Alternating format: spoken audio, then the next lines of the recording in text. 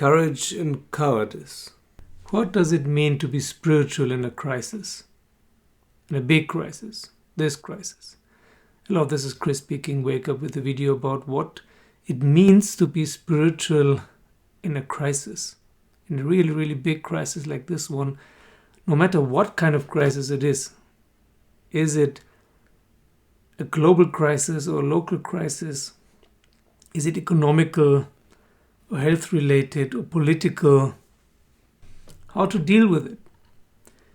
Many famous gurus and great religious and spiritual leaders do not comment at all or subscribe to the official narrative. Why? I just heard a speech by one of the greatest spiritual leaders of our time, of the last centuries, someone who is supposed to be reborn again and again and again. And in this incarnation, on the one hand, he says, don't give in to fear and use this as an opportunity, as a challenge to practice non-attachment. He says renunciation really means non-attachment. And on the other hand, he says, get the jab, follow the rules, it's just for your own good. It's people who make these rules and laws, they only want everyone's best. That may be, but as we already know from the Greeks, from the ancient Greeks, there are only two kinds of people, fools and sages. So as long as fools make the rules, the probability that the outcome is not good is at least 50%, probably much higher. And unfortunately, wise people are not very interested in taking up political power. With the exception of the Tibetans, for example, they have their Dalai Lama and Karmapa and so on. And with the exception of some indigenous people. And now and then, more or less by chance, you have a king or other political leader who may be wise, but that's very rare. Usually our society in this half illusion, in this prison of our minds, are governed more by greed and mistrust and fear than anything else. This is called ignorance. They cannot but act out of ignorance. They have no other possibility. And David Hawkins said that about 80% of all people are like that. Nowadays it might be 70%, but it's still a majority. In most political systems, 67% are an absolute majority considered to be. So what are those other 30%? What are they supposed to do now?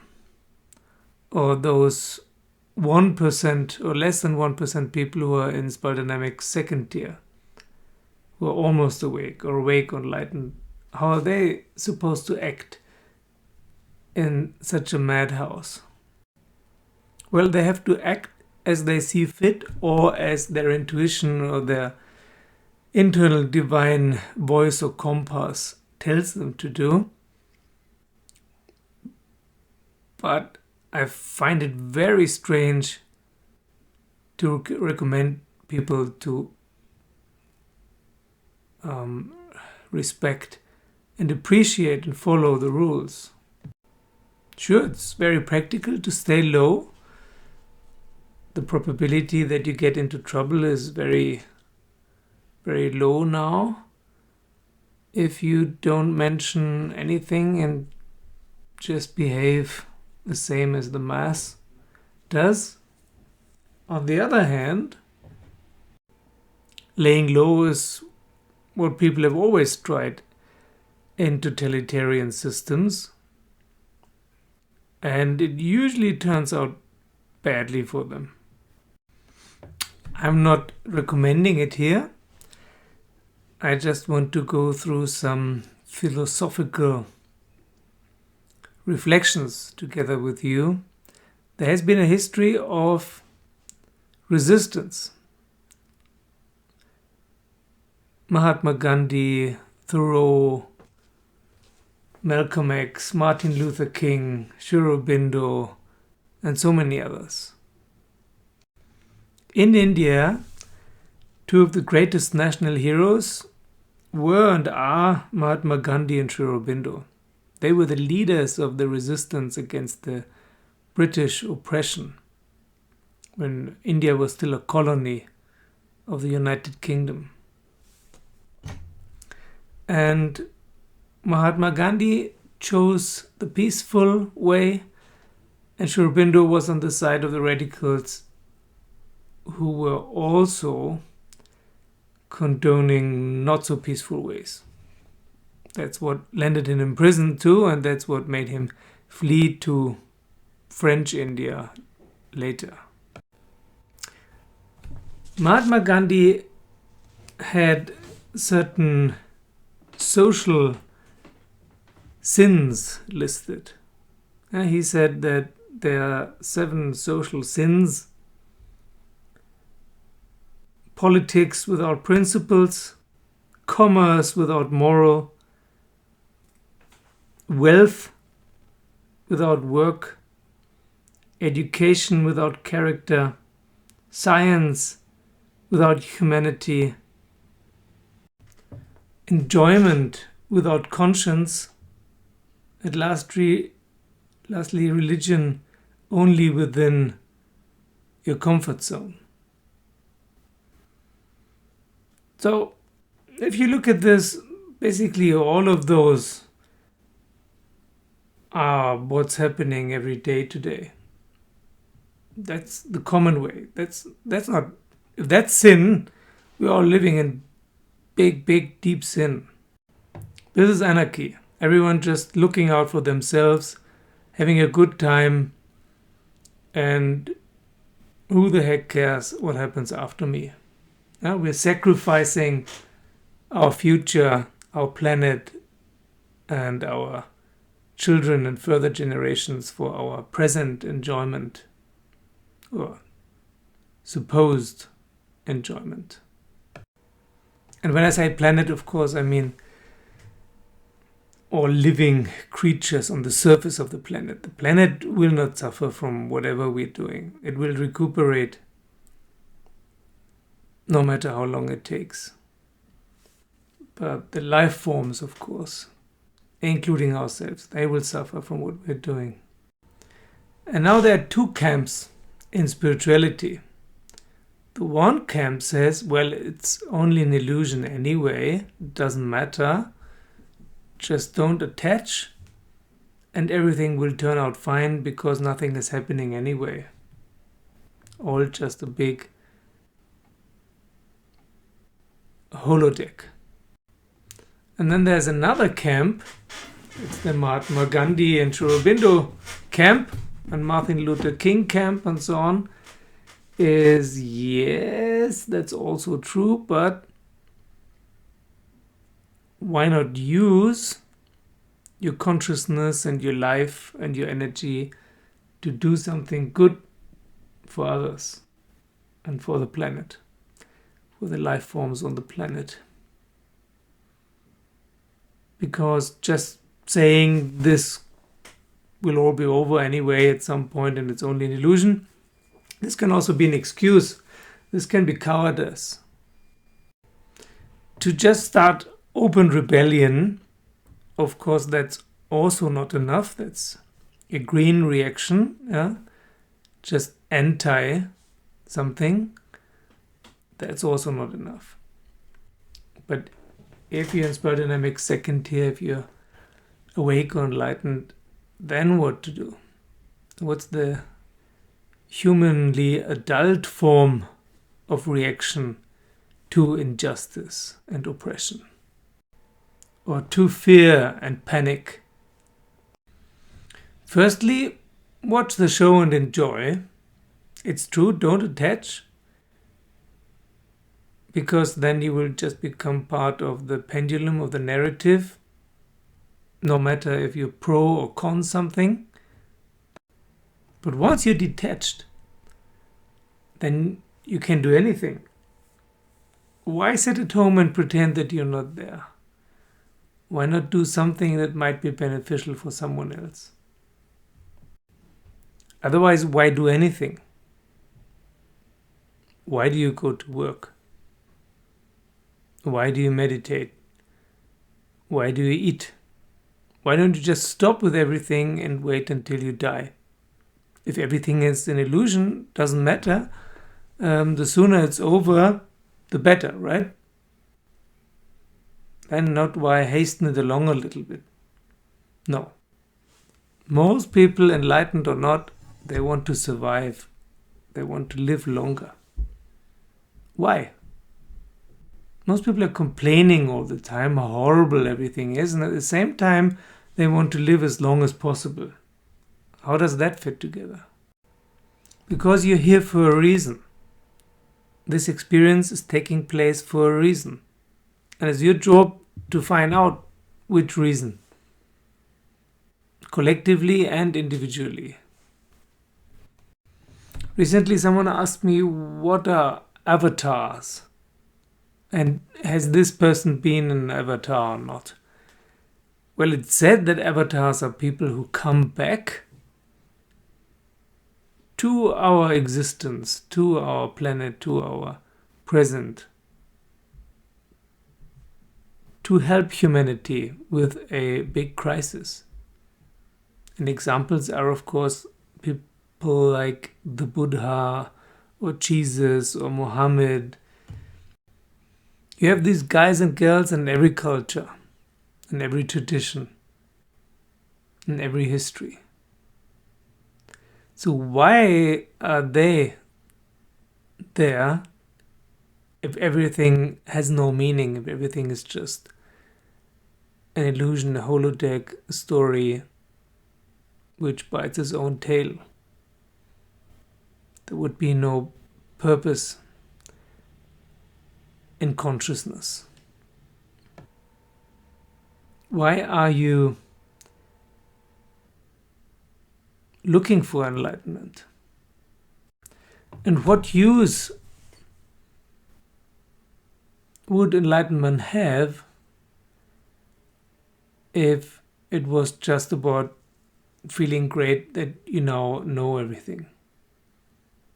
No, enlightenment is to see that this is a game and how the game works and what is your role in the game. And the role might be, but it's probably not just to sit in your ivory tower and do nothing. There is a responsibility that comes with enlightenment. And I very much doubt that this responsibility is to tell others, just go with the rules no matter what they are. It should be fine. That's called positivism.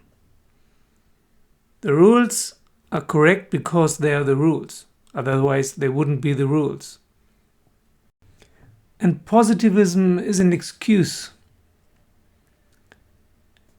It's cowardice. Or ignorance. But it has nothing to do with enlightenment. So I'm not calling to arms or something. Yeah, I'm not recommending you to resist or start a revolution. But I'm recommending you to have a good look what you might be able to do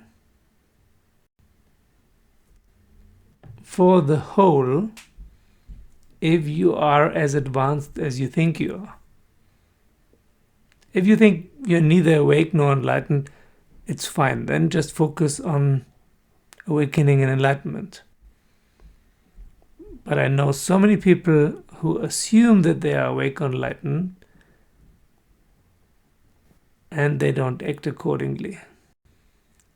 They just wait it out, hoping, like everyone else, that they won't be the one who suffer from it. Yeah, this is exactly what happened in Germany, for example, in the 30s and 40s.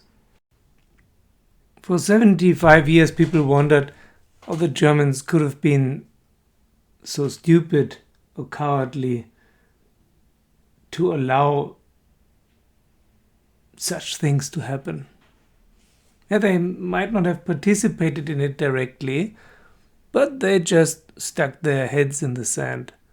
And for 75 years, everyone said, well, we wouldn't do that if we were in their place. And now see what happens. Everyone is sticking their head in the sand and waiting for it to be over, hoping that others will suffer and not oneself. But actually, all the time during these 75 years, atrocity happened all over the world that could have been prevented.